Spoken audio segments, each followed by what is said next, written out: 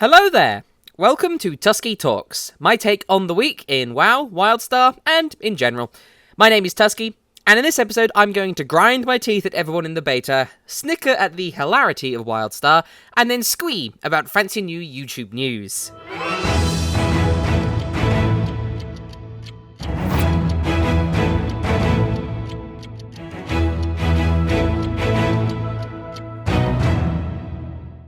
So, wow.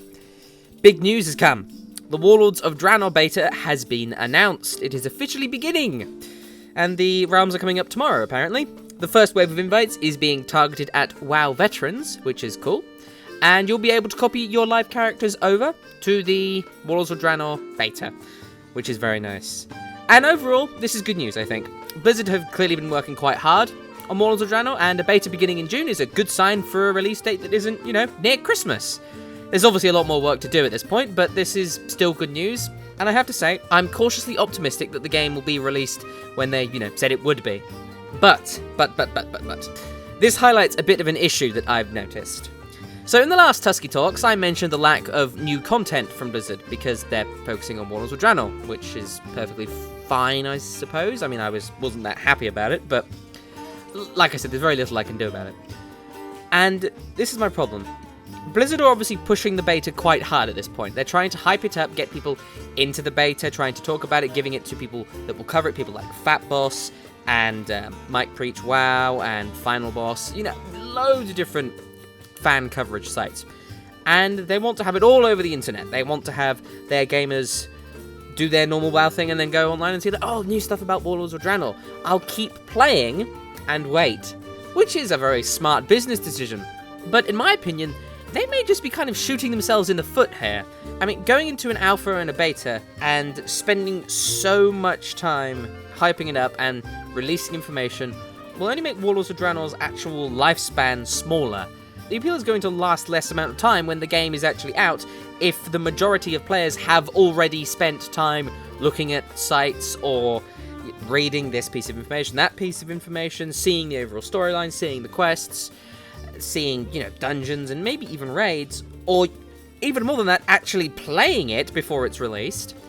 And then, Warlords of Draenor comes out, and the people that have done that just say, well, this whole new game is out. And I've seen it all already. Because that happened to me in Cataclysm. Like I said, I've made a whole video about spoiling the beta and how it's a terrible idea. In Cataclysm, I was invited into the alpha, and I spent a whole lot of time on the alpha and the beta. And after all of that, the game was released, Cataclysm came out, and I was like, oh great, I've seen it all. Meh. And I actually ended up quitting the game for a while before Dragon Soul was released. And then to contrast that, Miss Pandaria came out, and because I was playing Guild Wars 2 at the time, I hadn't paid any attention to MMO Champion, to Wowhead, to any other piece of news and all that stuff. I hadn't paid any attention to it at all. And eventually, a few months after the game released, I was able to jump back in with absolutely no knowledge about Mr. Pandaria at all. So everything was new, from the mechanics, to the little changes to the classes, to the new cutscenes, to the quests, the storyline, the characters, the animations, the spells, everything was new. And it was brilliant. It was like playing WoW Vanilla again, for the first time. And if you have any interest in that feeling, stay strong, is what I say. Stay strong and avoid MMO Champion. I'm not having a go at MMO Champion here. It's a grand site. I love it. And, I mean, as soon as they announced the Artcraft for the trolls, I'm all over that. I mean, I cannot help it. I am so excited for that. And, of course, being excited is important. You have to be excited about Warlords of Draenor. And you could easily say, oh, well, Tuskeh, what about, being excited about it? You're just sitting here saying, I shouldn't look at it at all. No. I'm not saying that you shouldn't look at it at all. I'm more than agree with the idea of, going into MMO Champion and talking about changes they're going to make to the classes, the specs, the races, things like that. That's cool. And I'm more than happy to look at things like the Artcraft spotlights because it is just a tiny little teaser. It doesn't reveal any story. And of course, you don't really see that much of the animations either. But don't ruin things for yourself. It's not a good idea. It just isn't. It's going to take so much willpower, considering how Blizzard's mindset seems to have changed a little bit. They seem to be relying on players' insatiable need for information. And, their art crafts, their zone previews, their talk of the overall story of a zone, it's all teasing you. It's teasing players. This is probably their version of releasing new content, to just drip feed the community information on Warlords until it actually releases. I don't think this is a good idea, and like I said before, I think they're just shooting themselves in the foot by doing so in the long run. But overall, whether or not you succumb to the hype and start spoiling yourself is entirely up to you. My advice is to stay strong, look at things that don't spoil, like class changes, some of the new models, maybe things like that. But don't go around staring at screenshots of new zones, don't go around reading the quest logs, don't go around watching streamers who just go through the quest line and just show you it. Because I've been avoiding things like that, and you should too, because when Warlords of Draenor comes out, you will thank yourself 1,000 times that you didn't spoil it, because you'll be able to go out there and say, hey, I've got all of this new leveling to do, all of these new dungeons, all of these new raids. I haven't looked at it at all. I get to go in blind and get surprised and enjoy myself. And that only happens once per expansion. You only get to go into a new dungeon or a new raid for the first time once. You only get to see a new zone for the first time once. You only get to do each quest for the first time once. For the love of Batman, just avoid it. You'll thank yourself if you do so. Alright, moving on to Wildstar. Now, this is an interesting game to talk about because I could probably talk about the same thing every week and still have new things to say. So more information has come out about the strain, and I have to say it's getting quite exciting. So Carbine has announced new housing items, a new housing fab kit of some kind, like a great big gaping maw that might lead to an instance or something like that, which is cool. New costume gear, which looks pretty cool. New dyes, a new hoverboard, a new mount customization, and best of all in my opinion, a new emote. I'm just going to put it on screen now and let you listen to it because it is just hilariously funny.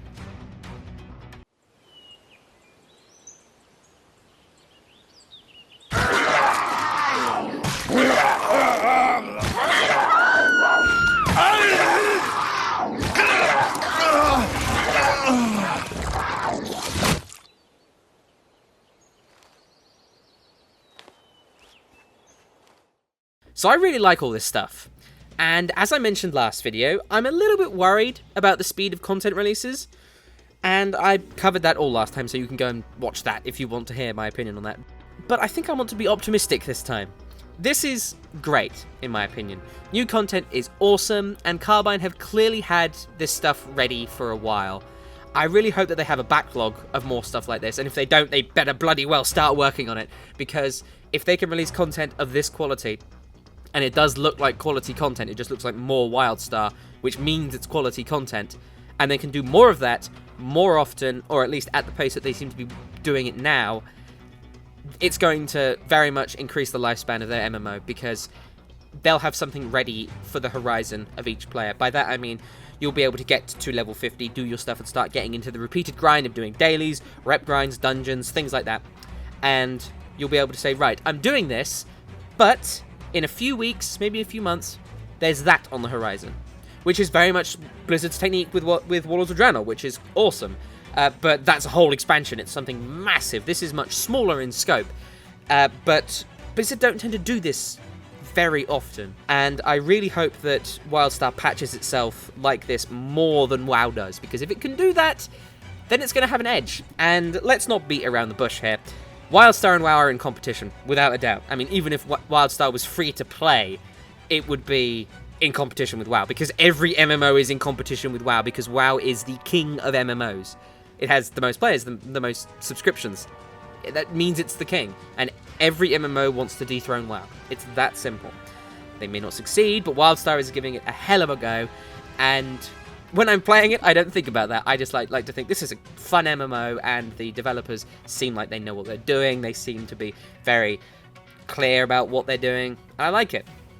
This kind of ties into another thing I want to talk about, because I've talked to a couple of endgame players at this point, and they've mentioned that there's quite a lot to do at the endgame, which is very good. Again, I don't want to judge it myself, but I can see myself spending a lot of time on Wildstar, and if you're playing it, I hope that you do try and get to the max level, because they seem to be trying to make the leveling as painless as possible. There are obviously some exceptions, and there are times where it gets a bit painful, but overall it's a good experience, and it's kept me interested. It hasn't really grabbed me quite yet, but apparently I'm getting close to some big lore drops, which I'm very excited about. And I think that the strain will make for a great addition to WildStar's endgame, and I hope that they don't do the same thing that WoW does, where you constantly release updates that make it easier to get into raiding. Of course, I don't think they'd do this right after the game would release, because that would just make no sense. Now, in WoW, and I am comparing the two, I always compare the two. In WoW, you can hit level 90 and use the Timeless Isle to get to raiding tier very quickly. When Mists of Pandaria was first released, this was not the case, and you had to go through different things. And then when the next patch came out, it became a bit easier. Then the next patch, it became easier and easier and easier to catch up. And I don't agree with this myself, but that's just a side note of mine. And I hope that WildStar doesn't take the same approach, so that you can say in like a year's time, hit the max level and say, okay, I now have these 3 or 4 or 5 or however many patches to go through to get some new stuff. Because that would just increase the longevity of the game, which is very important in an MMO. I think this is just a great addition. I cannot wait to see the strain, I cannot wait to play it, and I hope that they also continue to iron out some of the more annoying bugs that have popped up, and ban some more of the hackers, because they do exist in this game, and they need to go away. But Carbine have been very open about their ongoing attempts to deal with both of the problems, and they've been talking about it on Twitter and on their forums and things like that, so they obviously know what they're doing, and I hope that they can continue to do so. Moving on to general news, so VidCon has happened. VidCon is a gathering of content creators on YouTube hosted by the Vlog Brothers, John and Hank Green, who are just personal gods of mine. I absolutely love those men, they are brilliant. And during VidCon, YouTube CEO Susan Wojcicki has announced a few new features for YouTube that have got me quite excited, and I think that you should know about. So first of all, they're working on a fan subtitle program, which is a sort of crowd-sourced effort to translate videos into every language, so that you can watch a video and actually understand if you don't speak whatever language that the video was made in, which is cool and great, and I'm sure a lot of gamers will appreciate that, being able to watch Korean casts and things like that, and actually being able to understand what they're saying, because Koreans are some of the greatest gamers in the world, hands down. So that's very exciting. Not so much for me, but for esports fans, for instance. And esports is a great thing. I might talk about that in the future, because I really bloody well love esports. They've also announced a tip jar integrated directly into YouTube, which will allow you to donate anywhere between $1 to $500 nice and easily, without having to go through something like Indiegogo or Kickstarter or something like that. And I don't want to talk about this because I'm never going to beg for money. I mean, monetization is something that I've been thinking about basically since I started this channel, and it's a very slow progress. I have monetized my videos, and I'm more than happy to say that I've made no money from doing this in the 3 odd months that I've done it. But this is more than expected. Going into YouTube is a long process. I mean years-long process. I'm ready for the long haul, and I do it because I love it. But I do actually want to make this something I can rely on, and the only way to do that is to grow the channel. So, just going to throw this in here. Anything you can do to help spread the word of this channel will be awesome. More stuff that YouTube has announced. They have a YouTube Creator Studio, a mobile app that's great for the creators. I'm not going to talk about this too much because it's not that interesting if you're not a creator, and if you are, you can just go and Google it. So go ahead and do that. Needless to say, it's very good. YouTube is also going to have more stuff in their free sound library, which is going to be good. And, last of all, which will also be great for this channel, videos will soon be able to be uploaded in 60 frames per second. This is brilliant for the quality of video game channels like Total Biscuit, Jesse Cox, myself, anyone at all that uploads video game footage will be happy about this, because this will dramatically increase the quality of videos. Brilliant. Just brilliant.